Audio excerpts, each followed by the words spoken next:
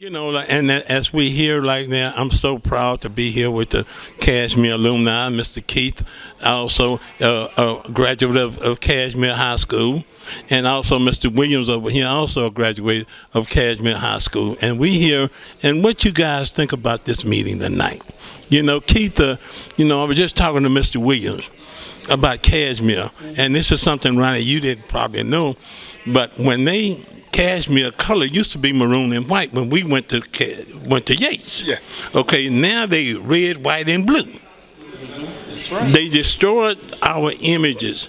And Mr. Williams, tell us a little bit about that. Okay, so you're right. Originally, Kashmire's colors was maroon and white. And that's when it was Kashmere Junior Senior High School, located in Kashmere Gardens. Right. When they built this new school, that big plan was that this was going to be a prototype school, and so they wanted to erase all the Kashmere, yes, right, off of it. Right. And so they were going to name that new school Francis Scott Key. And we know that Francis Scott Key wrote the Star Spangled Banner. Okay. So the colors would be red, white, and blue.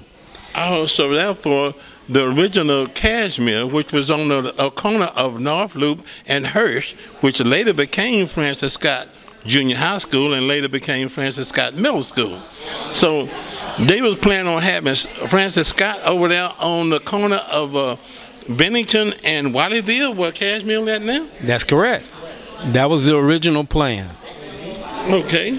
See, that's something, Ron, that you really didn't know. No, that's something I didn't know. See, but the thing that it seems to be that is always happening is things are being changed and not necessarily for the better. I know the first time I went to a Jack Yates game and they were singing the school song, it was not the school song that we knew when we were at Yates. Things are just changing.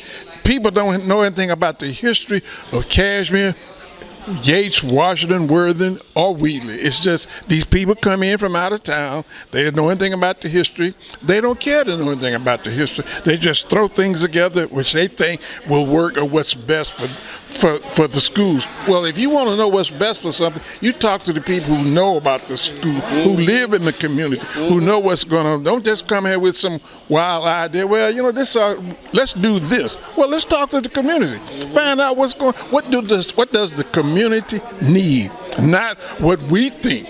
What worked in Chicago not going to work in Houston. And I get to thinking, Ronnie, that when I first met Mr. Keith Dowling over there at Kashmere, when they was talking about closing Kashmere. That's right. For 11 years, we've been the poster child for closers, and Kashmere missed the STAR test, the accountability, by 42 points, CCMR. Yeah. To error in this building. Some mistake here. In this building. It has not been made public. But the fact of the matter is, when Kashmere came off of the day it came off, there was a celebration and the renovated brand new Kashmere, right? So, Marath was in the city in northeast Houston at a couple of locations. So was Betancourt. They would not come over and say congratulations to the students. So they owed the students and the staff at the time a thank you and an apology for this. You're talking about dissing somebody. 11 years you make me the poster child for failure trying to close my school, but when I do well, you don't pat me on the back to say even congratulations. So what is your plan for me? To begin with, it sounds like you're upset because I did do well.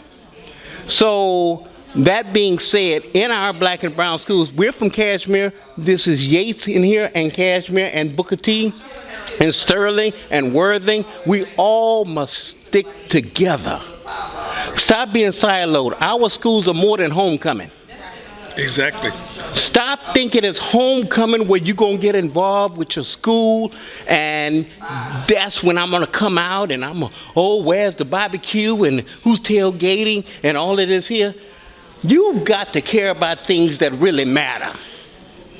You got to care about, you don't even look at the football game. You sit in the stands and you just camaraderie. It's a family reunion. it has to be more than that. Our students need to know our history of where our schools come from. They need to know where we come from.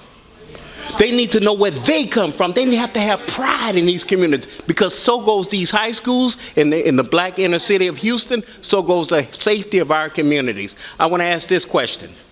The lack of reading on a third grade level, the lack of having vocational studies within our inner city schools, how much has that led to the increase in crime in the city of Houston over time? Keith, I get to say that this thing is bigger than HISD. Yes, it is. We got, this thing is about the state of Texas. We are the only one. We got 5 black high schools that's still open. Mm-hmm. We got 2 in Dallas that's still open. Mm-hmm. The rest of the black schools are closed. Right. And the state government is asking, what in the heck is HISD pussyfooting around and not closing these black schools? These black schools should have been closed. And another thing, and we got to be realistic, and that room has to be realistic, and they've yet to be realistic about our world.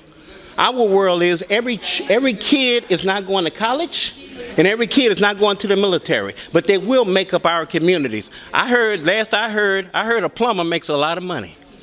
I heard an electrician makes a lot of money. I heard nails cost a lot. I heard weaves cost a lot. Are we training our students to go further in our communities based on our basics and foundation that strengthens our community economically? And it's so sad, Keith, because they taken all of these programs out of the black school. That's right. Mm-hmm. And they putting these programs into these white schools. Mm-hmm. And eventually they starving the black schools, where the black schools will close.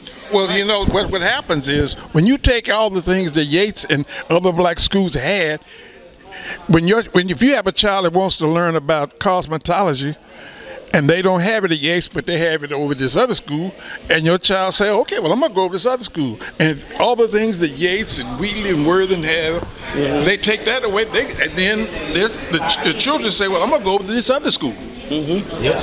Well, and it's so sad, because the enrollment at each one of the black schools is under 1,000. Mm-hmm. Oh, yeah. Because you've taken my best and put them somewhere else on the other side of town as well. Well, yeah. They've been doing that since 1968. Yeah. And the other thing, which was discussed here in the meeting when they talked about AP courses and dual credit courses, Myrna Gittrey brought it out. You're talking about all this stuff, but what about the budget? Right. And they had to cancel AP courses over at Kashmere. Why? Because they didn't have the budget. The funding. The lack of funding in our schools. Don't think it's an umbrella policy where everybody's getting equity. Oh, no. You notice nobody uses that word anymore. Right. All right? It was a buzzword 4 years ago. But the fact of the matter is, our students need help. They need extra help. That's why we were the co-founders of Wraparound Services with Pro Unitas, okay? But what happened when it became part of the district, what they did was they became an intervention competition with schools. Oh, we have more interventions than you have more than interventions. And the fact of the matter is, it's about family support.